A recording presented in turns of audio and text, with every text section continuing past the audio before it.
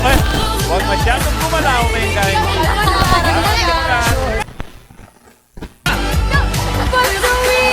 Ay, huwag masyadong gumalaw, Mengay.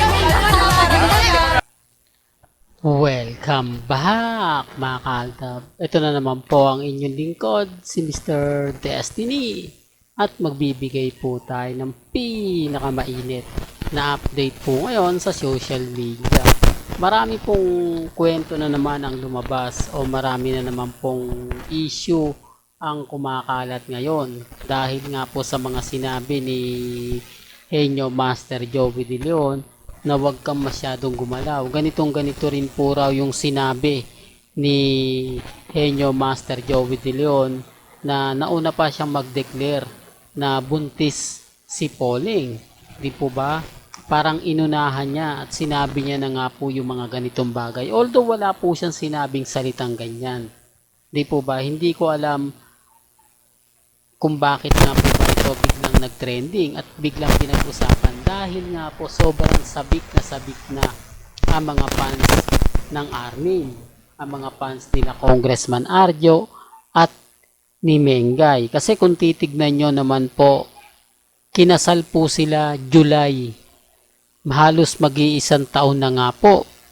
Ilang buwan na lang nga po, magwa 1 year anniversary na kuno ang kasalan nila Mengay at ni Congressman Arjo na wala pa pong anak. Kaya nga po yung iba nagtataka, yung iba nagdududa na. Hindi naman lingid sa inyong kaalaman na nagkaroon nga po ng ligawan o nagkaroon nga po ng kumbaga issue na bakit nga po raw si Maha Salvador kumbaga nagkaroon na agad ng anak samantalang sina Mengay at si Congressman wala pa. Marami kasi nagtaka bakit hindi daw po sila nagkaroon ng kumbaga yung masabi natin na anak. Di po ba dapat daw po kasi nagkaroon na sila kahit sabihin na natin na ngayon lang daw po magbubuntis yung issue po niyan kumalat na kung matatandaan nyo September pa po pinag-usapan na yan. September pa po marami na nag-komento na nahihilo raw po si Mengay, madalas daw pong inaantok sa set, di po ba? Pero nilinaw nga po ni Congressman Arjo sa isang interview sa Inasal Republic na kung saan si MJ Marpori pa nga po ang nag-interview na malabo pa po at wala pa raw pong balak na magkaroon ng anak sila Mengay at si Congressman Arjo.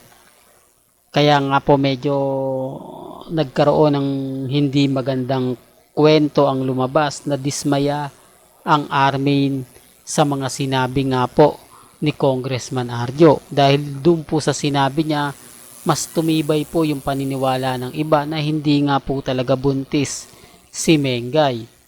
At sinabayan pa nga po yan ni Ibiang na bago nga po malaman ng mga fans, sila muna dahil sila yung mga magulang. Na tama naman po yung mga sinasabi ni Ibiang.